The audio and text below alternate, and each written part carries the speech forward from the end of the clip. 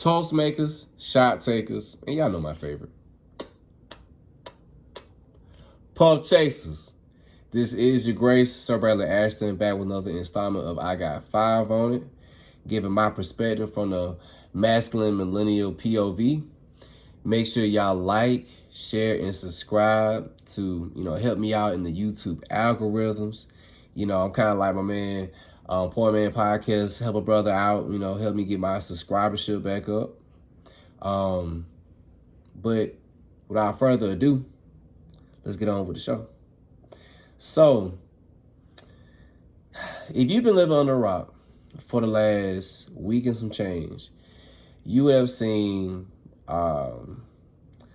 Hafeez.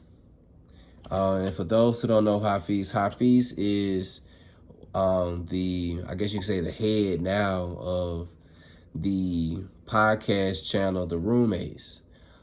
Pretty much where they speak from, the male point of view about a lot of things that, men go through.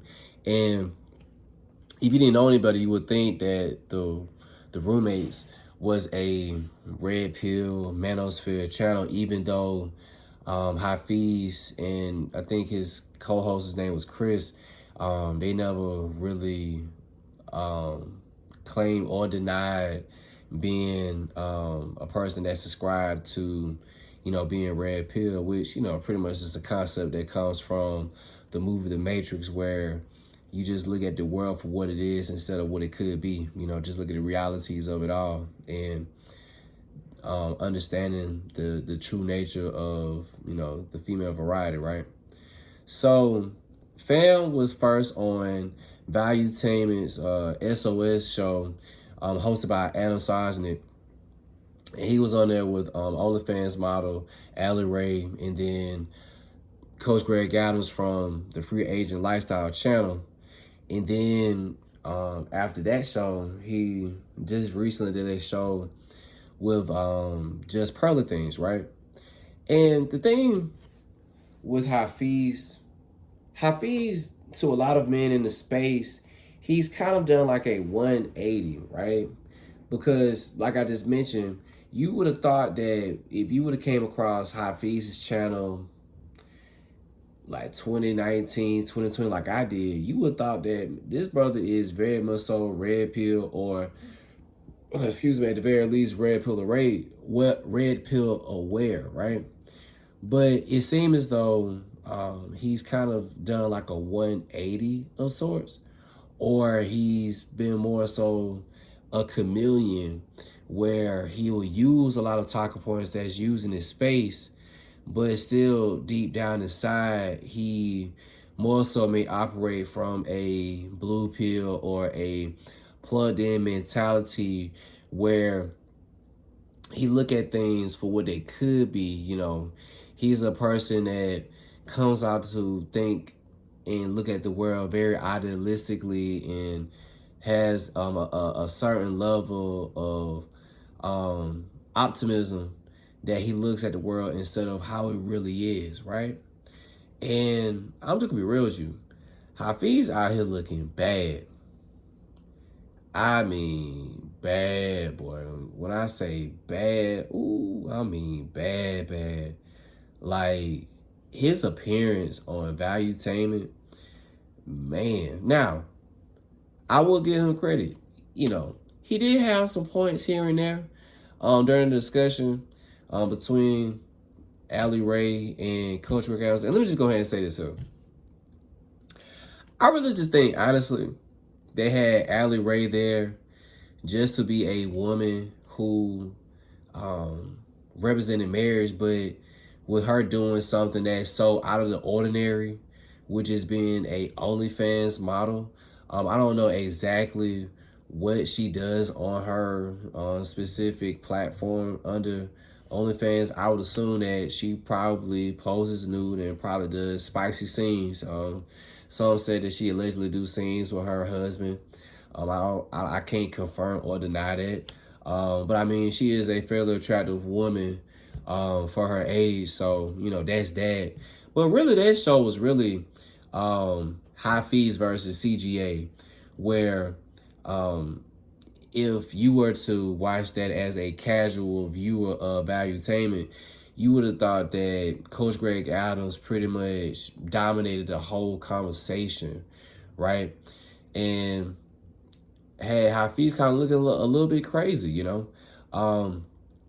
And it's one thing to have a older man like CGA who is, you know, almost have 100, who has previously been married, who has been through the courts, who has been through divorce, who is currently taking care of, you know, teenage children. I don't know if he's still on child support or anything like that, but he has a certain well of experience that he can pour from versus Hafeez, which kind of showed, you know, on his head when they was going back to back, you know, going against each other. And it kind of, you know, reminded those that experience always comes out on top. So it's one thing to get into a debate with an older man that has already been through the trenches before. It's a whole nother thing to get on a woman's channel that, you know, speaks from a red pill perspective, but more so as a translator to women of how men think and operate. Then on top of this, she mentioned in the episode that she interviewed Hafeez that she's actually a student of Hafeez. So you damn near see a situation where the student almost becomes like the master in the sorts. The you know, just within, I probably say, I think just Pearl just I think just Pearl of Things just on her channel probably like a year or so ago, and baby girl is like already at like half a million subscribers on YouTube, you know. And I think a large part coming that comes from that coaching that she may have received from Hafeez, and then also too, with her father being a man that has, you know, a lot of cachet, an individual that, you know, he can, you know, write a blank check and pretty much tell his daughter like, hey, whatever you need, you know, this is what you need to get. So there was some things that I noticed that I kind of wrote down, and hopefully I can give you guys examples of what kind of bothered me just in these last recent debates that Hafeez has kind of exhibited that I've you know, noticed for myself. Number one, he rambles a lot. When Adam Sosnick was asking him questions on valuetainment, it just seemed like he went on and on and on and on and on and on. And it came off like he wanted to try to prove himself to be the guy that pretty much knew a lot, but doesn't necessarily have the experience, real time experience, to kind of like back that up, right? And kind of going along with that, number two, he doesn't answer questions directly.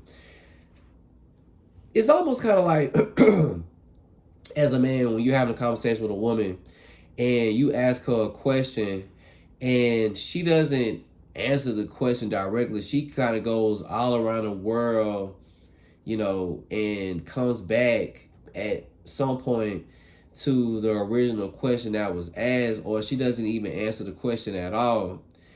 And that was kind of irritating to me, because I'm like, dude, like, you're making your reply or your answer more complicated than what it has to be. Just answer the damn question.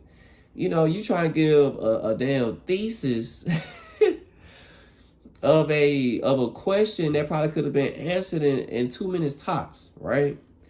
Another thing that I noticed, and I don't know if it was just due to the fact that he was having debates with individuals that are on polar opposite sides of the conversation, but he tends to cut off people a lot.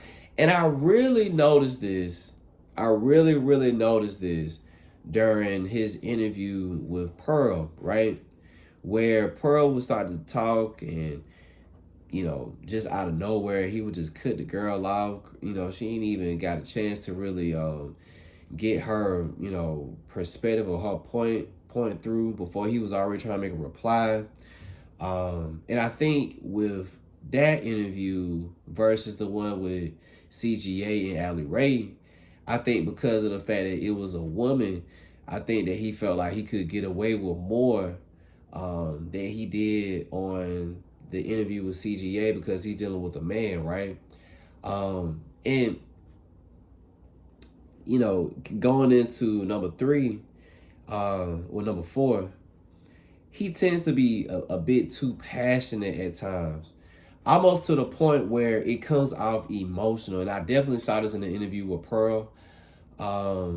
Like, it almost seemed like, I'm not going to say that he wanted to get physical with her, but if I had a word to describe it, Fam kind of came off a bit saucy with Pearl, if you get my drift. I'm not trying to insinuate anything because, he's a married man. But it was almost like, I think he realized that he got his ass handed to him, pause, by CGA during that debate on valuetainment, that I felt like he knew coming into that conversation with Pearl that he had to get a win. And I think he didn't necessarily like some of the questions that Pearl was asking him. So it was like he kind of felt like, well, since she's asking these type of questions, which I didn't really think that Pearl was trying to come at bro any type of way. I just think she was just answering questions just to see what his perspective was, based on the interview that he had, a week or so ago. He just kind of came out very, kind of catty-like, just kind of like, it was kind of disappointing. Like, for a man that, the way that he was acting, you would have thought that he came up in a single parent household, right? That he got a lot of his cues from his mother.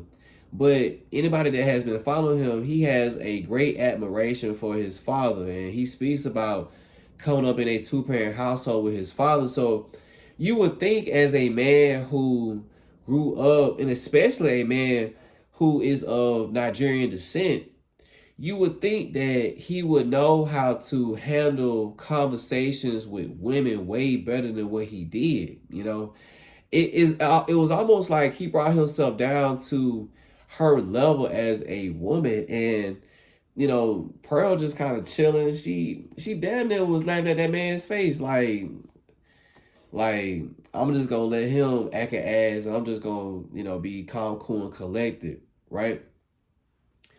Going into number five, he operates from more of a feelings over facts type of perspective. He mentioned on valuetainment that if we always just talk about the data, that's boring. It doesn't leave room for romance and passion and etc.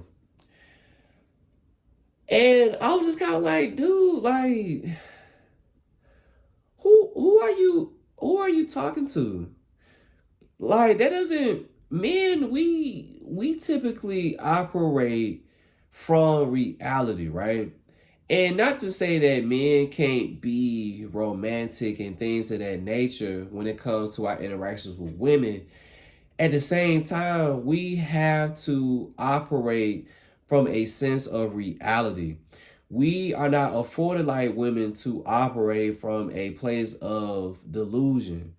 We're not able to operate from a place of optimism. Like, we more so have to operate from a level of practicality and rationale and logic. Our livelihood depend on it. So to hear him kind of say that, I was like, dude been watching too many Disney Channel movies. He's been reading too many romance novels.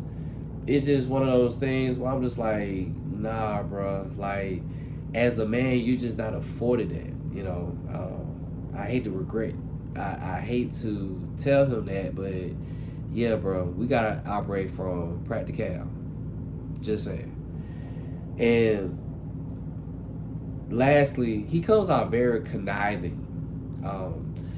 And I noticed this really in the Just Pearl interview, where he made a reply where he said, "Oh, so you're asking these questions? So let's just play your game. Let's just play your game." And I'm just like, dude, like, get your panties out of a wad. Like, bro, you're on her platform. How you gonna get smart with the host? You in her domain. The bros, we got a saying where when you were visiting, bro, come humble, get help. Come hostile, get hurt. See, I don't think he would have came with that type of air if it was another man that he was talking to. I don't think he would have came with that same air if the other man that was on the side of him was, say, a guy like Andrew Tate or Tristan Tate, or I'm trying to think of another British podcaster, but I don't see him operating in that same vein with another man like he did with Pearl. And I think he understood that he'd get away with it because she's a female, right? But I was very impressed how Pearl kept her cool, how she kept her 3 C's, her calm, cool, and collectiveness, and just remained stoic pretty much that whole conversation. Very impressive, man. You can tell that she's got the training that's needed to be in this sector of the internet. But Hafeez, man, and I don't think Hafeez is a bad dude. I think Hafeez has a good heart. He comes up as a man that means well. I think he is a man who probably, before he gets into another conversation, interview, debate, I think he really needs to have conversations with his emotions. Because I think when he gets into conversations where a lot of things are more fact-based than feeling-based, he gets emotional. He gets a bit too passionate about the conversation, instead of speaking from a perspective where he can still speak from his point of view, but speak of it in more of a rationale and a logic, right? Instead of coming off overtly emotional, because it has him looking very crazy out here in these internet streets. And personally speaking, I don't want that for the brother. You know what I'm saying? I think he has a great platform. He's one of the few men in this space that, I guess, I don't know if I could still consider him a part of the red pill or manosphere, since he vehemently denied it on Just Pearl. But just as a YouTube content creator, he has developed a niche where it has got him 500,000 subscribers. So that's not nothing to sneeze at. And I wish the brother much success in his future endeavors. He just gotta tighten up that those emotional strings he got, man. Because he can't afford to take another L like he been taking last week and just a few days ago. But y'all know me. That's just my 5 cents. Y'all let me know what y'all thought about the video. Make sure, if y'all haven't before, make sure on your way out, make sure you like the video. Make sure you subscribe to help me get to my goal of 100 subscribers. And share this. Okay? But until next time, eyes front, head out to the finish. See this shit through.